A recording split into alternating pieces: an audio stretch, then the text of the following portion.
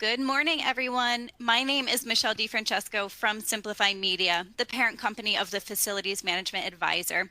I want to thank you all so much for joining us for our session today, Moving from Passive to Active Crisis Management. Today's program is sponsored by our friends from Everbridge. If you wish to learn more about our session sponsor, you can visit the resource widget on your screen for some more information. All right, so before we dive into our program today, I would like to cover some housekeeping items to get you familiar with today's session console. So the console that you're looking at right now does offer a few different application widgets that you can use throughout our presentation today. And you can actually find all of our housekeeping items in the resource widget on your screen. This will help you familiarize yourself with our session console. We also have some great resources provided to you by Everbridge in this resource widget, and I highly recommend checking those out and downloading them. One resource in there is a Total Economic Impact Report by Forrester, which reveals an ROI of 358% by deploying Everbridge CEM platform. And the second is a great introduction on best practices of crisis management that you won't want to miss out on. So again, definitely check out those great resources in the resource widget on your screen.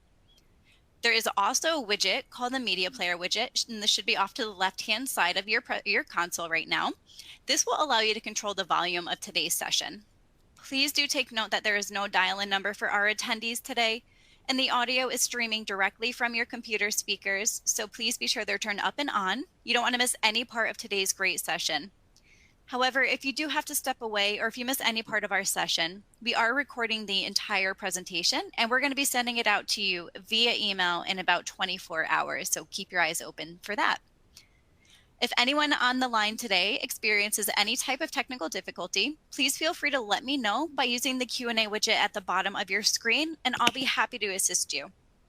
And speaking of that Q&A widget, we're really excited to hear from you today. And we're going to be hosting a live Q&A session at the end of this presentation. So please feel free to submit any questions that you have on the topic at any point throughout our event today. We're going to be getting to as many as we can at the end, time permitting. And one final note, in the event that we as speakers run into any technical difficulty, please don't go anywhere. We have some great content to share with you today, and we're going to dial right back in. Okay, so let's get into our program today. Everyone on the line, please join me in welcoming our guest speaker to the floor, Sean McDevitt, Director of CEM Solutions at Everbridge.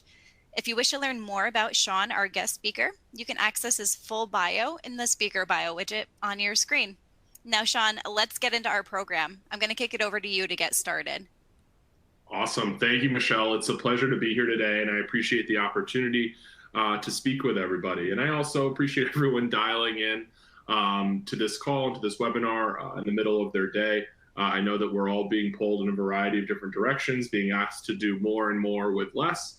So I know it takes time to step away and actually, prioritize these types of sessions. So I truly do appreciate it. And I hope that we're able to cover some good material for the team. And you'll be able to walk away with some things that you'll be able to use in 2023 and moving forward. With that said, my name is Sean McDevitt. I'm the Director of CEM Solutions at Everbridge. I live in Atlanta, Georgia. I've been with Everbridge since 2019. I've worked in SaaS for about 15 years now. I recently had to update that from 10 plus because it was getting much closer to 15 than it was to 10. And I grew up speaking the security and risk language. My dad was a director of loss prevention for a variety of retail organizations. So I've had a lot of the security conversations over the dinner table that we live and breathe as security professionals today. You can see some of the other companies that I've worked for in the SaaS industry, a little bit about myself, and for that matter, my wife. We donate a lot of our time, our free time, to the Golden Retriever Rescue of Atlanta. We are, without question, the crazy dog people. Without kids, we've got two dogs, Shankly and Trent, which lends itself to the last icon there on the far right. For any EPL fans out there, my wife and I are huge Liverpool fans, and you will probably see a couple things that come up as a part of that today. So if we have any Man U fans or Man City fans, I apologize. Or Everton fans for that matter. I hope I don't offend you too much during any Liverpool examples that I might give. With that said, let's go ahead and get started. There's a lot of material to cover. I will try to make sure to save 5 or 6 minutes at the end for questions. I know that some people have already submitted some via the registration page, and I want to make sure that we're able to address those. With that, what we're really going to talk about today are emerging trends and thoughts for 2023. What are we seeing? What are we seeing organizations try to do? What are they trying to achieve? Secondly, how can we work collaboratively towards an operational resilience? Right? How can we pull in other team members, other parts of the organization, other solutions and tools to make sure that we are creating a collaborative workspace? And then finally, using actionable data to maintain a common operating picture post-COVID-19, right? COVID-19, without question, was one of those black swan events that has dramatically changed the way that the world operates, the way that we're being asked to operate as security professionals, and how can we make sure that we have data to maintain that common operating picture?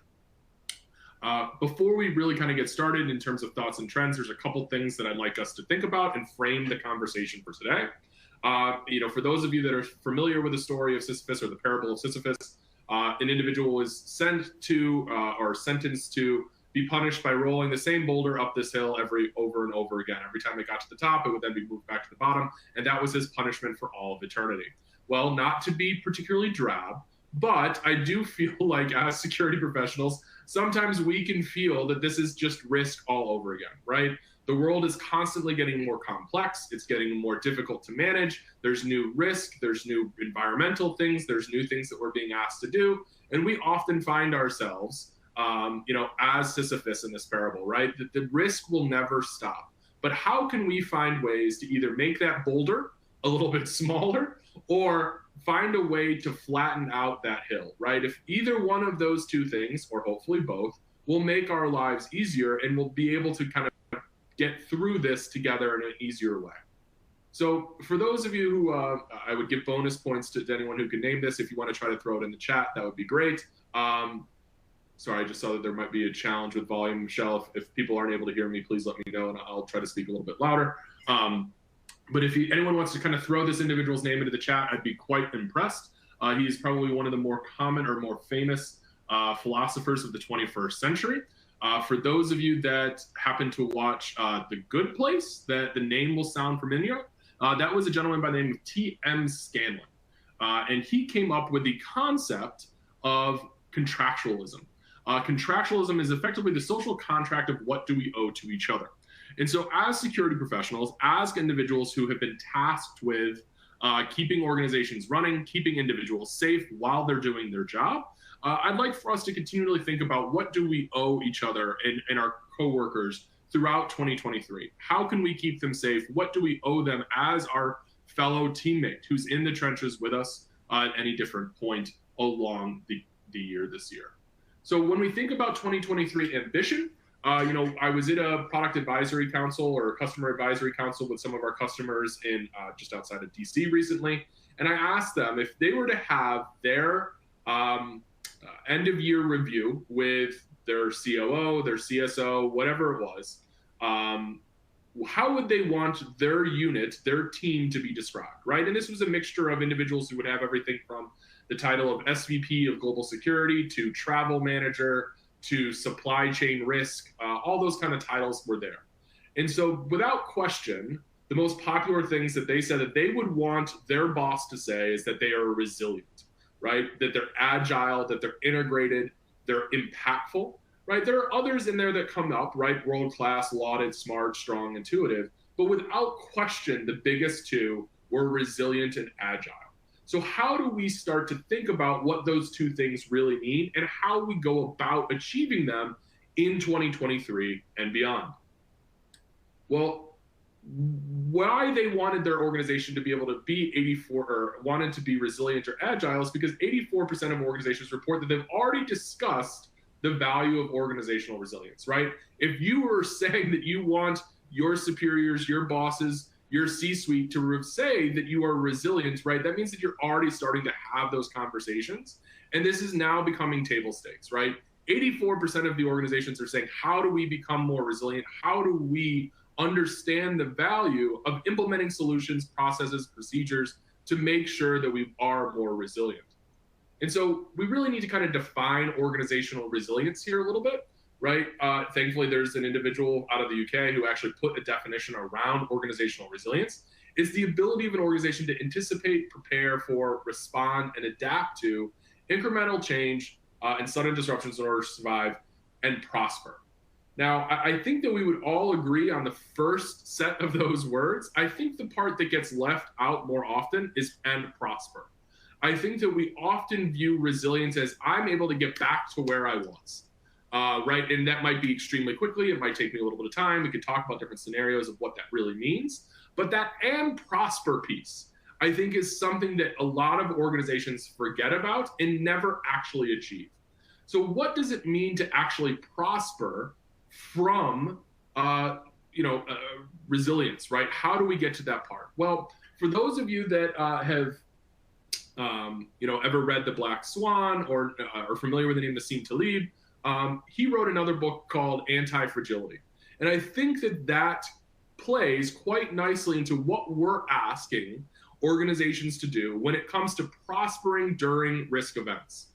And so the concept is to think about an organization as fragile versus anti-fragile, right? And when we visualize fragility, we think about two different axes. One is effectiveness of the plan that we're operating within, and then the risk severity or the complexity of that risk, right? When we think about our baseline efficacy, we're sitting right here, right? No events have taken place. We're as effective as we should be, right? In terms of what we're needing to be doing. Well, when an event takes place, what we'll see is that a fragile system, a fragile organization is difficult to modify and cannot cope with the changing environment, right? The effectiveness of their plan takes place, it does well, but the moment we see some amount of severity or some amount of complexity, we start to trend downward. And not only do we go below where we were, or not only go to where we were, but we actually start to get worse. It would have been better if we never took action. It's effectively what we're saying with a fragile organization, right? It would have been better if we just let this thing, we push it aside and continue to move forward. Well, what are the different steps that we see along that journey? Along that journey, the next step is going to be what we consider to be a robust system, right? It's one that is implemented with certain buffers to handle change and stress. When the stress level increases, it can withstand it up to a certain level, right? So again, as severity increases, as complexity increases, as more business units, as more teams are involved, as more things are getting knocked offline, or whatever the situation might be, it starts to fail, right? It does able to kind of move along that process, but it doesn't adapt particularly well. The next piece is we start to see is truly resilient, right? A resilient system can handle more stress and change. It is designed and implemented with stress in mind and adaptability features. Even if it is not benefiting from stress, it can survive lots of different kinds of stress. And we see that tail really come across when it comes to severity and complexity. But what's that prosper piece? That prosper piece is really creating an anti-fragile system. It's created with change in mind and feeds from stress and change. It is much harder to create a system because it's not just technology, it's not just a process, it's both social and technical system. But once it's in place, it drives the business need based on change and even creates the change. And we'll talk about some specific examples of that as we go through the presentation today. So this is without question a stretch goal, right? If we can get to resilience, that is better than most organizations out there. But where we want to try to get to is that anti-fragile. How can we actually benefit from or help the organization benefit from specific components when risk, severity, and complexity gets more complex? So I'm going to keep moving these through here. And so what we'll see is that an anti-fragile system looks at something in a last to first idea. So typically security professionals and the software that they deploy and the procedures and process that they put in place are viewed as the last line of defense, right? They're that goalie who's making that game-winning save, right? For those of you who are welcome to Wrexham fans, they're Ben Foster as of yesterday, right? Saving that penalty kick in the 97th minute. They're that last line of defense. But what we're going to see is that if we can transition that thought process, right, instead of being the last line of defense, becoming the first line of offense, right, creating that anti-fragile system by saying, you know what, not only are we able to make that save, but we're able to adjust the way we react in the market to say, all right, now we're going to take advantage of this. right? We can now be that transition from last line of defense to first line of offense. So we can set up the organization to be able to capitalize on situations. An example of one of those things that we'll talk about is an organization that during the Suez Canal blockage, they immediately started to call every freight forwarding service that they were aware of, right? They knew that they were going to need to be able to get their finished product to their customers. But not only that, they understood that their competitors wouldn't be able to get their product to their customers. So now they have an opportunity to say there's actually market share out there. That if I can go and say, all right, I own all of this freight forwarding space that's all on air cargo, I'm now going to be able to capitalize. I can now go into markets that I hadn't been able to get into previously. And so utilizing it that specific way and saying, all right, this is now something that because we were able to react more quickly than our competitors, because we had insight into what's happening, what the impact is, what the global infrastructure in terms of supply chain is going to be impacted, I can take advantage of it. So we'll talk about a couple other examples of that, but let's move on to determining command structure and finding my team, right? What are some of those internal blockers that we see when it comes to resilience and anti-fragility, right? It's going to be everything from a slow to respond to a critical event, burdensome regulatory requirements that are preventing these things, unclear roles and responsibilities. We'll focus on that in particular here in just a little while. A lack of leadership buy-in, right? They're not seeing the value. They're viewing these things as, specifically an insurance policy that perhaps we won't ever need. So why am I ever going to spend money on it? We'll just figure it out when it comes about. One of the things I've heard more recently from organizations is, well, we survived COVID. If we could survive that, we'll survive anything, right? I don't need to invest in this. We've been fine. We made it through that. Everything's okay. The answer to that is, okay, yes, you did survive, right? That might be the case. But did you thrive during that process? How difficult, how much attention was pulled in a variety of different directions because you didn't have the tools necessary, the policies and procedures available to you that were necessary to respond adequately. So I think that this is going to be something that we see more and more from organizations, that we're going to have to kind of spin that lack of leadership and talk about what we did versus what we could have done.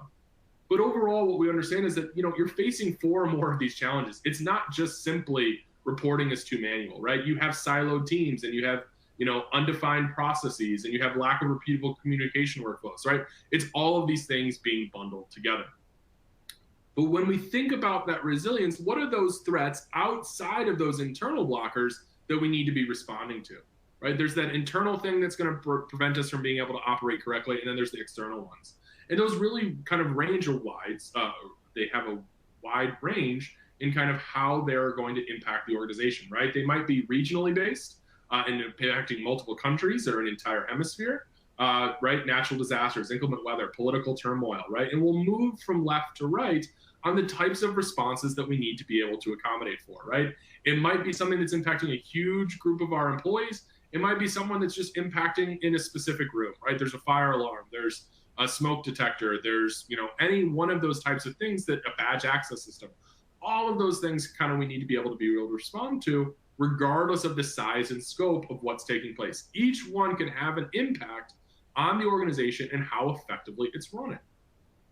So when that event happens, whether it be external or internal or regional or city-based or neighborhood-based, whatever it is, there's really something that we need to think about in terms of how we pitch the value of responding to these situations and what resilience really means, right? It's not some figment that's just out there. There are metrics that we can apply to this that demonstrate the impact that resilience is truly having, right? We'll pick on today, right? It's a nice clear blue day here in Atlanta on a Wednesday. We're operating at optimal conditions, right? Everything is humming along. We're doing great. An incident occurs, right? An interruption begins. We immediately start moving away from our optimal conditions before we're even aware of it, right? We don't understand that something has taken place because we're not omniscient. We don't know everything that happens all of the time, everywhere. So it's going to take a moment for us to become aware of the situation, right? We become aware, and then we decide what actions need to be taken, right? And because we're not absolutely perfect and everything isn't always operating the way that it needs to be, it's going to take a moment to actually have that event stabilize based on the actions that we take. But eventually it does stabilize and we start to recover to optimal conditions. But the idea here is that this gap in growth is going to be unrecoverable. And this is the value of resiliency or of anti-fragility, right? If we can shorten the gap between 1 and 2, 2 and 3, 3 and 4, or 4 and 5 by either becoming more aware more quickly of the situation, making sure that these steps and actions that we take are more fine-tuned and accurate, or they're just a bit more resilient, right? They're that perfect that it helps us stabilize more quickly. Each one of those is an area that we need to focus on in terms of how we concentrate our ability to become more resilient, because this gap is what we need to close, and this is what's going to make a difference to leadership. So the way that we start to think about how we pitch these types of things to leadership buy-in or to even teammates or allies in the organization is through a concept called the golden circle. For those of you that are TED Talk fans, Simon Sinek gave a great talk about this years ago, basically more focused on external communications and selling. I think it's very applicable to internal and building a consensus within a team on what we need to do. So the concept is that typically when we go about selling something, whether it be internal or external, we think about it from a what we want to sell first, right? If we think about TVs, we'll say, hey, you know what, I'm going to try to sell you a TV, right? What is it? It's this big TV. It's got the most crystals. It's got the most clarity, the best contract ratio, you know, all these different things. I'm going to tell you what. And then I'm going to tell you how we make it, right? We have these state-of-the-art factories, and we have the best engineers and all these different things. And then I'm going to get to the why. Why is this important to you? Well, the why of what's important to you is probably because you're a really big sports fan, or you want to have more family movie nights, right? You want to be able to connect with your kids. Okay, well, what we typically do is start from the what to the how to the why. And when we're trying to build consensus or trying to sell externally even, we need to actually flip that. We need to do the inverse. We need to start with the why. Right? So if I wanted to start with the why is this important to you? Well, I want to connect with my family more. I want to have more movie nights. I want us to be able to bond that specific way. Well, if I think about this from selling internally, whether it be process, procedure, technology, if I start with the why first, why is this important? Well, if we deploy this specific solution, it's going to help us close the gap on our revenue and take care of emerging markets and react more quickly than our competitors, right? Driving revenue, right? That might be one of the whys. Doesn't have to be the why every time, but starting with that why and then moving to the how, right? We want to deploy this to new technology. We want to hire these people in this specific region. And then what, right? What is that specific piece? What is the actual functionality that's providing to the organization? So thinking about it from a why first approach will allow for you to build consensus, not only with leadership, but also with those other individuals that you're going to ask to work with you. As we continue to move through here, what we'll end up seeing is that there's also this other component that we want to think about. It's not just why, how, and what. There's also the component of who.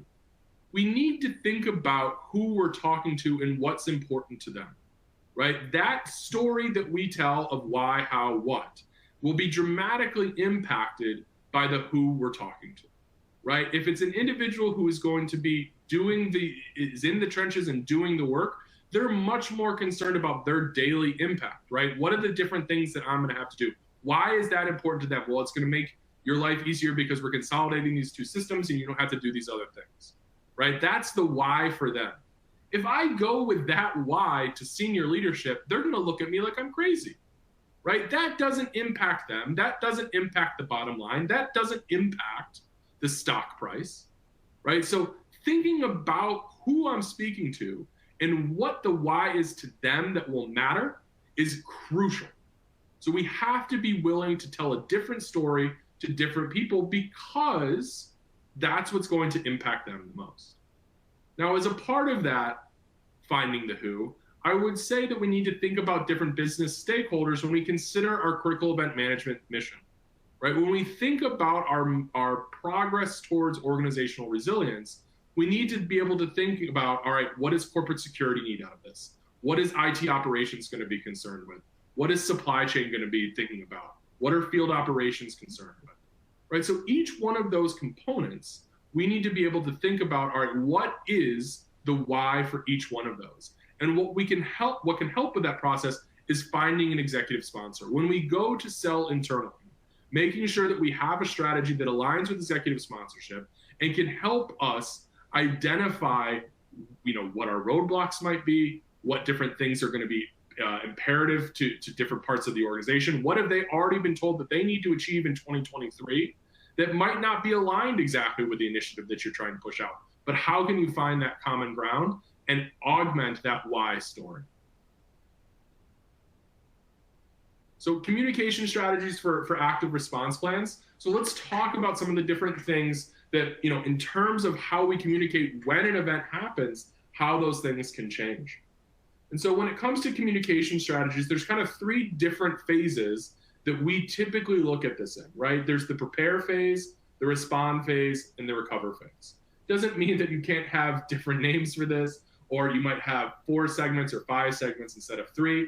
I tried to keep it relatively simple, but when we think about our communications, they're typically geared to one of these 3 phases, right? My prepare phase is going to have a specific set of communications and cadences. My respond phase is going to have a specific set of communications, even modalities, and it's going to be on a different cadence. And then recover phase is the exact same thing. It's going to be specific to it. So when we think about the types of communications that we want to send in order to educate our employees, our senior leadership, our customers in some cases, we should typically think about them in these 3 categories. And when we think about the communications, we're really going to break it out across, again, 2 different axes.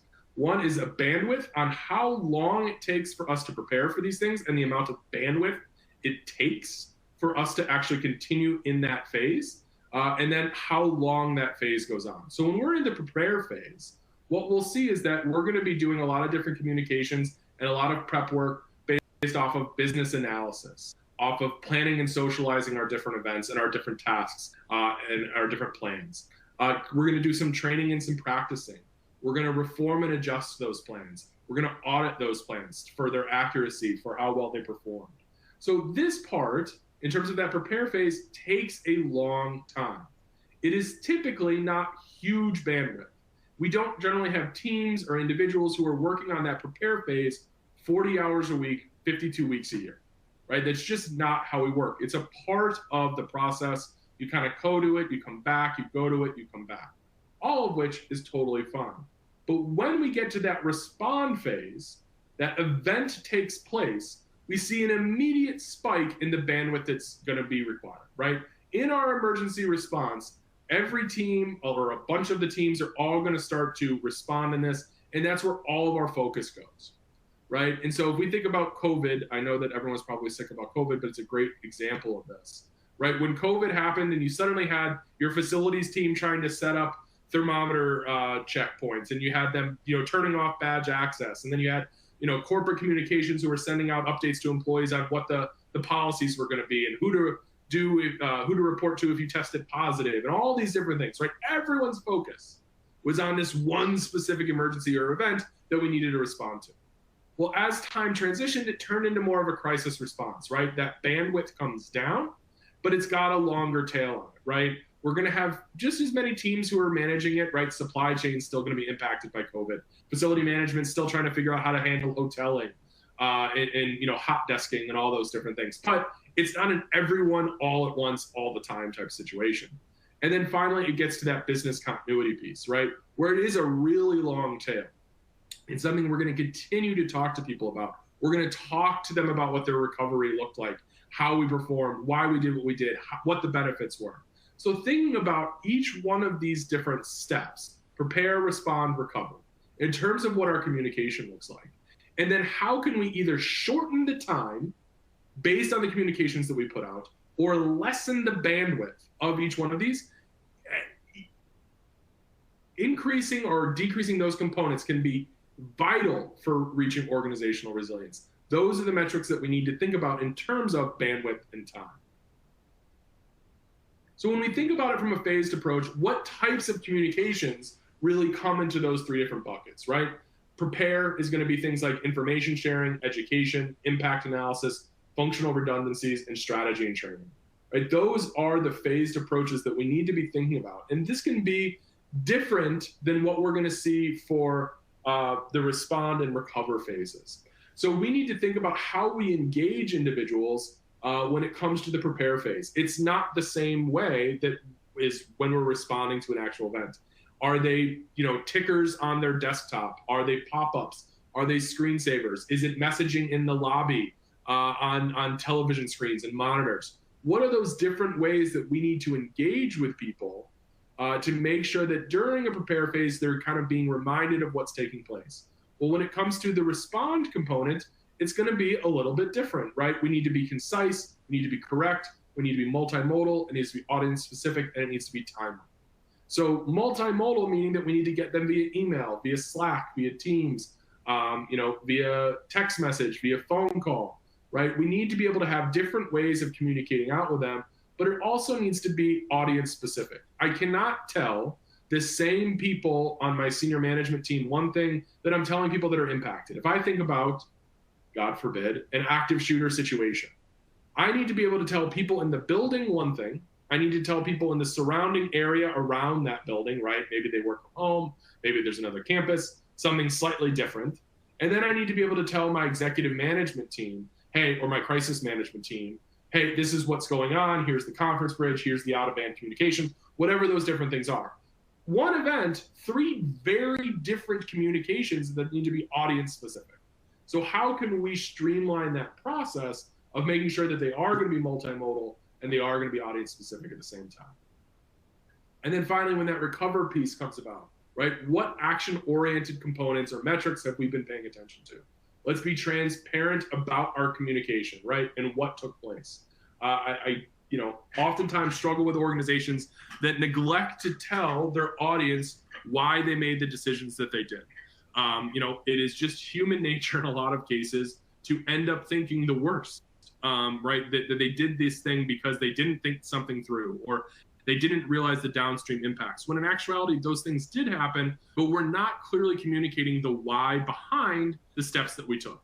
And it needs to be thorough, and then finally, enterprise-wide. Everyone in the organization needs to understand to some extent what took place, how it impacted us, and what we're going to do to move forward, right? Make sure that enterprise-wide and transparent are tied together so that individuals understand the why. So, value can really come from multiple levels when we think about those components on that phased approach. And this goes back to the specific example that I gave with the Suez Canal, right? When that value can come on multiple levels, that base component is going to be cost avoidance, right? When I think about protecting my people and assets, I'm going to think about avoiding cost, right? This is going to be the most basic component of the security infrastructure. How can I avoid costs if something goes wrong? Right? In that emergency response phase, how can I make sure that I'm avoiding costs, right? That next step is going to be ensuring operations, revenue preservation, right? So not only have I made sure that people aren't injured or things like that, but I'm making sure that the organization is going to be able to continue to run and critical business functions are going to maintain so that we can preserve our revenue, right? So that's helping that business or that crisis response phase. And then finally, we get to that optimizing performance or growth, that risk resiliency, making sure that that tail end on business continuity is quite short and quite low when it comes to bandwidth. And so that's going to be that example of the Suez Canal that I mentioned earlier, right? Being able to go out and exploit emerging markets because you were able to respond faster than others. So what we really must get right at the end of the day, when it comes to communication strategies, this is the whole crux of the thing. Contacting the right people at the right time with the right message is the basic challenge, right? That is the component of what we are trying to achieve. Whether that means that it's coming from external risk events or internal events that are taking place, this is realistically what every security organization needs to be striving for when it comes to the basics of emergency communication. Right time, right message, right people. You could probably argue that that translates into a lot of other parts of the business as well. There's no question about that. But whenever we start to think about automating a process, creating a workflow, connecting to other systems, right people, right time, right message needs to be what we're considering. And as a part of that, the way that we break that up is into a 3-3-30 component. right? So no more than 3 message points. So when I go to tell the right people the right thing, when it comes to conciseness, I need to think about no more than 3 message points. In a critical situation, trying to give them all of the data in one download is only going to confuse people. So we need to think about 3 message points, keeping it clear, delivered in 3 short sentences if possible, and then keep the key content in the first 30 words, right? So those 3 components, I understand that this is not going to be something that can be done every time, right? There are going to be situations where, you know, we just simply can't meet that because of the type of information that we're giving or the audience that we're giving it to, right? I get that. But this should be our goal every time, right? 3 message points, 3 short sentences, 30 words. And then also the last component is that last 30, which is first 30 seconds. If we're doing something audibly or anything like that, it needs to give them the key content in 30 seconds. Otherwise, they're going to tune out and they're going to move on to the next thing. So how can we work collaboratively when we think about right people, right message, right time, right? For those of you who might be in the Midwest, this is probably a familiar sight, right? So this is a grain silo. You know, silo is a very dirty word within the technology space. You're going to have a lot of technologies, a lot of consultants who say that we need to tear down silos, that silos are the enemy and that you can't do that. While I respect that opinion, I don't think that every data silo needs to come down. I think that we need to be more strategic in how we approach that. I think that silos exist for a reason. I think that it allows organizations and business units and teams some amount of autonomy, and it allows them to own a process. If I remove all data silos, it ends up as an incredibly flat organization, and no one really knows who owns what, right? So it suddenly becomes a finger pointing of, I thought that lived there. I thought this lived over there, right? So when that situation happens, suddenly we just have a bunch of people that are all on the same level that are so flat because we removed data silos. So how can we kind of prevent that while making sure everyone has access to the information that they need? Well, the way that we do something like that is by creating bridges, right? And in some cases, they're beautiful and they're exactly what you'd expect. And you find that teammate, you find that data that you're going to need access to in real time when something happens. And you're able to do this in a very straightforward way. It's exactly what you would expect, right? Hey, I need this from HR. I'm going to go work with them. I'm going to have my IT business partner set this up, and we'll be good to go. That's fantastic.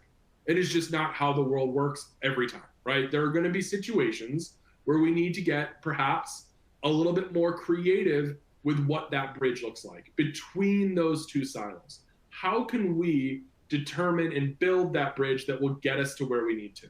And in some cases, it will revolve around a lot of creativity, like we see here.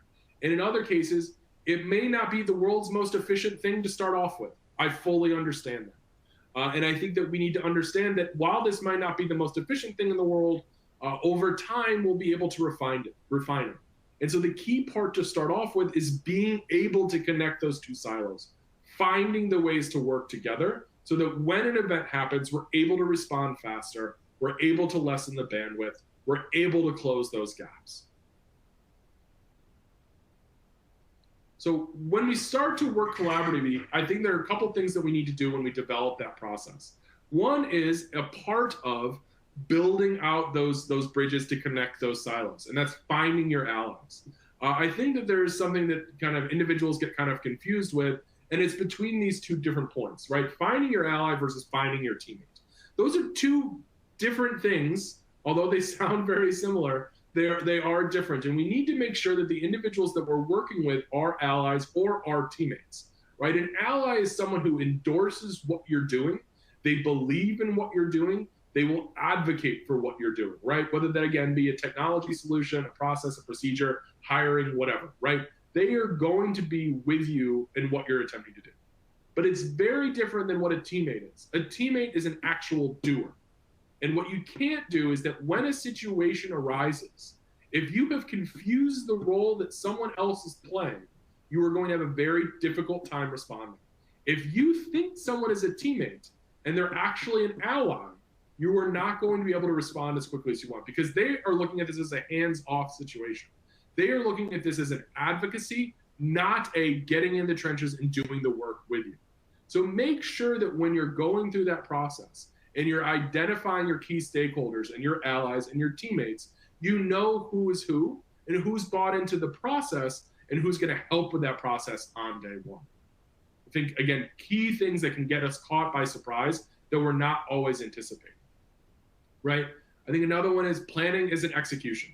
I think too often organizations aren't taking the time to do enough tabletop exercises, to do real life scenarios, to make sure that they are stress testing the policies and procedures and technologies that they've put out there, right? Just planning for it isn't actually going through those steps. I would love to see more organizations doing more tabletop exercises that involve more teams than just the security group, right? I think that that's one of those times where we do operate as a silo and we do a tabletop exercise because we don't want to pull others away from their daily activities. I get that, and I appreciate the respect that we're trying to put onto our fellow coworkers, but we need to bring them in more often. We need to be able to respond as a team, right? As a one unit group and say, all right, this is what we're doing. Because the last thing we want to do is say, well, I know what I'm doing, but we didn't bring in enough of these other teammates, enough of these other BUs, enough of these other groups to be able to respond adequately.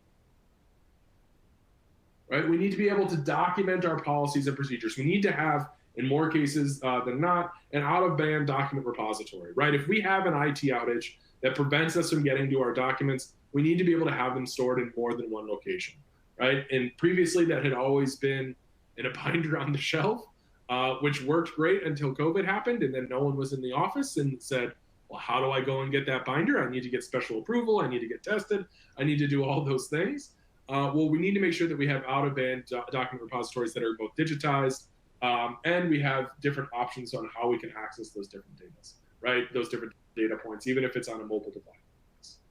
And then we need to be willing to evolve. I think a lot of organizations kind of get to a place where they're like, we're good. This kind of goes back to what I said before about surviving COVID, right? Just because you survived one thing doesn't mean that you're necessarily going to be able to survive the next or flourish on how you're trying to perform. So being willing to evolve and think about, all right, what could we be doing better? What is the next step along our journey? Right? We need to be able to get our infrastructure right. We need to understand our data management policies. We need to be able to make sure that we have access to the data that we need, which again goes back to tying things together between building those bridges between those data silos, working with HR business partners, working with supply chain business partners, working with IT business partners, making sure that we have access to the data and the solutions that are necessary to deploy when we need to. Right? There's a bit of a differentiation between automation and automated, right? We need to be able to think about how can we automate some processes, but not everything needs to be full automation, right? Because that can create an incredibly complex system that is not able to respond to increased risk severity and increased complexity, right? You can have full automation and you can have a very fragile system. Those two things can go together. And if one piece of your automation breaks, that might mean that the rest of the process is going to be broken as well. So thinking about different things that we can automate as a part of that policy, as a part of that procedure, as a part of that technology, but that aren't so interconnected or dependent that we end up breaking the whole process, right? If you build this elaborate, Rube Goldberg machine, that once one thing falls off, the rest of it doesn't work, we need to be able to think through that process and say, all right, well, where can we automate specific functions and where does it make more sense for us to be able to have more control over that process, right? We need to be constantly monitoring, whether that be IT solutions and applications or listening to risk intel, right? We need to be able to be constantly monitoring the situational awareness. We need to map our interdependencies. Make sure that we know what relies on what, which again goes back to, in some cases, towards automation, but it can also be a person thing, right? I've dealt with some organizations who have, all of their key documents on one person's laptop. What happens if that person's sick? What happens if that person has to take leave, right? We need to make sure that we understand what our interdependencies are, and then making sure that we have the collaboration tools that are necessary, right? whether that be chat features, whether that be out-of-band conference calls, whatever that is, we need to make sure that we have the ability to collaborate when necessary, even if it's outside of the traditional tools that we're using. And then we need to be able to find our metrics, right? What does our impact window look like, right? We talked about that before in terms of awareness, taking action, action remediation, and then getting back to optimal conditions. What does our impact window look like? How long is it taking us to respond to different things, right? And what is the revenue that's being lost? Or in some cases, what exposures in terms of risk are we being exposed to, right? What's our mean time to know about an event, whether that be IT-based or external risk intel, right? What's our mean time to act? What's our mean time to resolve? So those three things go exactly back to that timeline that we talked about earlier, right? If we can shorten any one of those, we're going to become more resilient. We're going to be able to drive either a better NPS score or more revenue. All of those will have an impact on the business. And then finally, what is that customer impact, right? So I just mentioned NPS score. I think this is something that typically gets overlooked a little bit, right? We understand as an organization that if our operations are impacted, it is going to have a downstream impact on our customers. We need to be able to be willing to say, all right, well, what does that customer impact look like? And if it impacts our NPS, our CSAT score, what is the bottom line revenue? I guarantee most organizations are evaluating that and saying, if our NPS score dips by 0.1, right, that means this amount of revenue. So we can draw a direct connection back to those components. So how do we use actionable data in a post-COVID world? And the first thing that we're going to take a look at is hybrid work, right? Hybrid work, there's a lot of different stories about what's out there now. I think we're all kind of adjusting to this. Everbridge is currently basically in a fully hybrid state still, or a fully remote state for the most part. We're transitioning back in some geographies to be more in office a few days a week, but there's, everything from, Jamie Dimon saying like, hey, we're going to be back in the office to backing off of that, to Apple delaying the return to office plans and redesigning some of their office space. Google Maps workers in Seattle said like, listen, with the cost of gas and the cost of housing changing during COVID, we physically can't live close enough to the office to make this make sense. We need to be remote. Job vacancies in Salesforce said, hey, actually, we're just going to allow you to identify with a specific time zone. That's close enough. There's all types of different things. Probably the biggest one that made the most news was last year. There's been more since then, but Elon Musk basically saying, hey, you have to be in the office 40 hours a week or else. Obviously, that transitioned when he acquired Twitter as well. So there's all types of different things that are really coming about. When it comes to hybrid work, though, what we're seeing is that, hybrid is still currently the norm. It's 70 to 75%.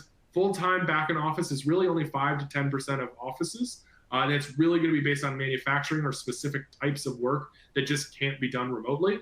And then full-time remote, we're seeing this 15 to 20%. This number is actually kind of going up. I'm expecting the hybrid thing to go down and see this full-time remote go up. That's actually what's happened in my house with my wife. They closed their office. In the world, it's still a mixed bag. And some of that's going to be cultural. Some of that's going to be regulation-based. I still have some organizations that are doing contact tracing. So all of it is truly a mixed bag around the world. And what it really tells us is that there's not a one-size-fits-all policy that we can deploy. We need to be willing to say, all right, how can we augment this process? And so when we think about global comparisons, the US is still sitting at 60% or a little bit more when it comes to working remotely once a week. In France, they've drawn a very firm line. You're either in the office or you're not. And it's a much fewer individuals who are working remotely. It's just not the way that their culture supports work. There's that fine line between the two. So being able to deploy a solution that meets all of those different needs is very, very important. When we think about digital nomads, this number is only going to continue to increase. I just saw the number for 2022. It just came out. I need to update this slide. It was at 23 million, right? Digital nomads are people that are working in a variety of different places on a daily basis, but operate within a traditional job, right? They're not someone who's doing, something completely out of the ordinary. They're a finance analyst, right? That's just going to be moving about, right? So fully nomadic employees are without question the hardest to protect. But even our standard employees that we wouldn't consider to be digital nomads are difficult, right? On Monday, they're in the office. On Tuesday, they're remote. On Wednesday, they're traveling. On Thursday, they're in the field with their office or with a customer. And then Friday, they're anywhere. And we really have to have a duty of care across each one of those components. And so when we think about security team workload pre-COVID, for the most part, we may have had 10 different offices that we were tracking risk events against, right? So these blue dots are the offices, the red things are risk events. And so what that means is that there was really only one overlap. One time my organization would need to take action and put out a communication. But post-COVID, in a hybrid work world, what we've seen is that we now have 100 assets that we need to be tracking against because of travel, because of remote work, because of shared office space that we've decided to deploy instead of having those HQs. But in those same 10 risk events didn't move, but we now have 8 times that we needed to take action, right? There are now 8 alerts that are impacted, right? So now we know that we need to be able to respond to more events. And I guarantee you guys probably haven't been hiring a whole lot more people, right? You're being asked to just do more with less. We all have also seen the return of business travel, right?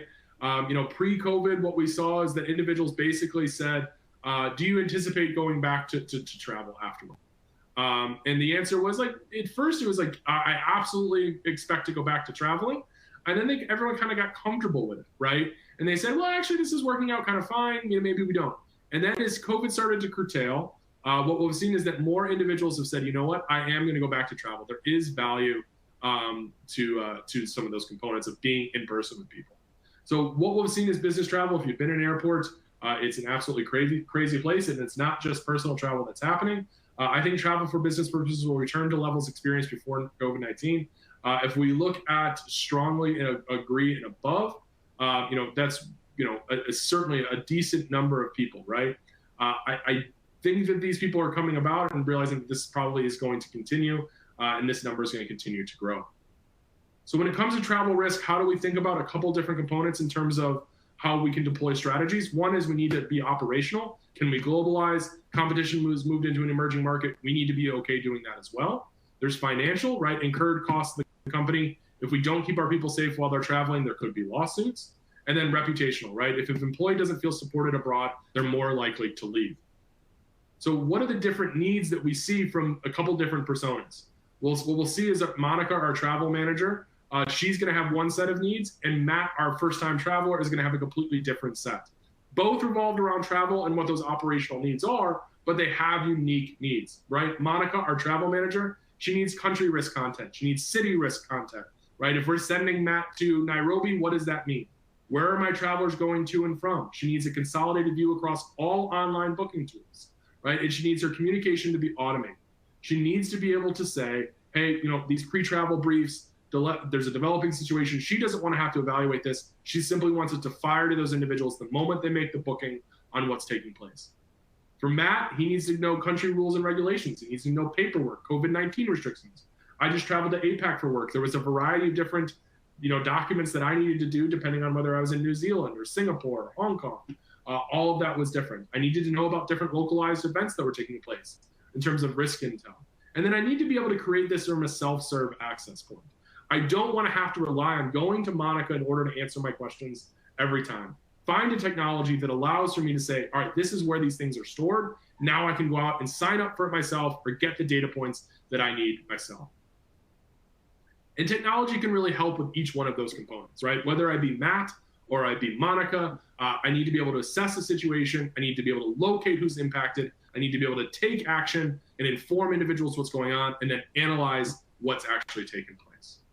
But regardless of what 4 stages we start to think about, I'm going to ask that you learn from your child, right? So obviously this is a pretty silly picture here, but I think that we've all found ourselves saying to our children or having said to us by our parents, what did you expect to happen, right? The kid, undoubtedly, when he turned the spaghetti on his head, parents looked at him and thought, what did he think was going to happen there, right? And that really translates to any technology process or procedure that we deploy going forward. We need to think about what we're going to do and what we're expecting to get out of it.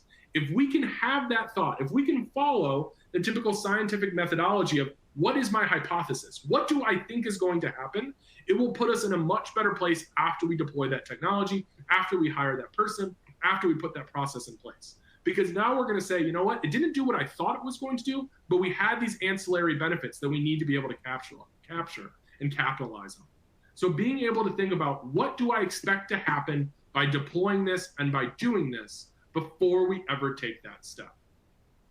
And as we start to wrap up, passive to active is without question a journey, right? Today you evaluate risk intel from a variety of sources. Next quarter, you're going to correlate risk intel against travelers. Next year, you'll digitize your business continuity playbooks.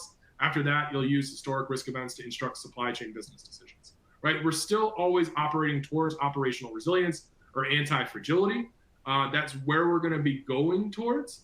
And it's not something that you can do all at once. I fully understand that. But find this roadmap, find this plan that you can utilize over time, and it will become a journey. And there are a variety of organizations that can be there to help you, including Everbridge. So as we think about these last two things on these last couple slides, right? Security awareness training, most firms use cyber IT security training. I would advocate that we need to get a seat at the table as security professionals to do that for physical security, whether that be travel safety skills, field team safety protocols, active shooter preparation, tabletop exercises. There is no reason that there should only be phishing emails that are sent out and phishing campaigns, right? It should not just be IT focused. We should be using this for physical security topics as well. Make sure that you're a part of that security awareness training, and we're getting that in front of employees during that prepare phase. And then closing thoughts, right? Collaborating with your organization, find your teammates and allies, start with that why, move to the how, then to the what. Prepare for hybrid work and business travel in 2023. There's no question it's not going to change or go anywhere. It's only going to increase. We need to be able to make sure that we have the right communication strategies and best practices, and then building a plan. What do I expect to happen? And try to focus on being proactive and prescriptive as possible. So I know that we have a few questions. I tried to save 4 or 5 minutes here. I'm going to pass it back to Michelle and let her share some of those questions. Awesome, Sean. Thank you so much. Before we dive into some of these questions, I did see a couple of questions come in regarding the recording. So yes, this session has been recorded, and we're going to be sending it out to everyone via email in about 24 hours. And we're going to be sending it to the email that you had used to register for this session. So keep your eyes open for that. Yeah, Sean, we have a ton of great questions coming in. I'm actually going to jump back to this journey slide here. So one question came in regarding this slide, and the person is asking, what is the typical time frame for a journey such as this? I'm trying not to be difficult. I really am. I wish I could tell you there was an exact time frame. There really isn't. It does depend on other priorities. To say otherwise would be disingenuous. I think that, typically if I'm looking at a journey like this, I would expect to go from the left side to the right side over the course of 24 months, probably. I think that would probably be good in terms of, where we're trying to get to, because you're going to have to get different business units involved. You're going to have to get different leaders involved. But I would say 24 months. I think if you're already doing some of these things today, it can be expedited because the organization has already bought in and sees some of the value. But if we don't even have emergency communications in place today, I would say 24 months is probably the minimum. Doesn't mean you can't, and again, you can approach it in phases. All right, perfect. Well, thank you very much for that response there. One of the next questions I'm seeing, and I'm sorry if I'm pronouncing this incorrectly. So the question is, how much of this strategy parallels ISO 22301? Yeah, I won't say it parallels it perfectly, but I will say it does follow those same processes and policies and ideas. We tried to provide solutions that mimic those specific guidelines. The same is going to be true for, I'm going to get the number wrong, so if someone corrects me in the chat, I apologize. It's ISO 30301, I think, or might be, no, sorry, 30301, which is the traveler safety component. Whenever we build solutions or talk about best practices, we typically align them back to ISO standards. There's no question. That's what we try to do. Doesn't mean that it always has to follow that exactly, but we absolutely try to parallel the 22301 and then 3031. All right, Sean, thank you so much.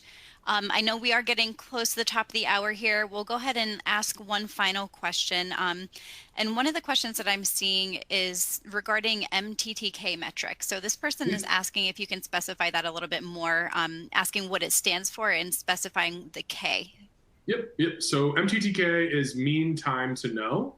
So if we think about, kind of becoming aware of a situation, what that will mean is that we need to be able to be understanding what's actually, sorry, I'm going to pull up that slide, right? So that's really focusing on the number 2 point here. So mean time to know is when we become aware. Again, that might think about IT situations, right? This application is down, this server is having issues, whatever. But it might also be external risk intel, right? There's been a civil unrest in this particular location. There's been an active shooter, right? How can we shorten that mean time to know without, just having some server room catch on fire or only watch CNN, right? How can we shorten that time to become aware?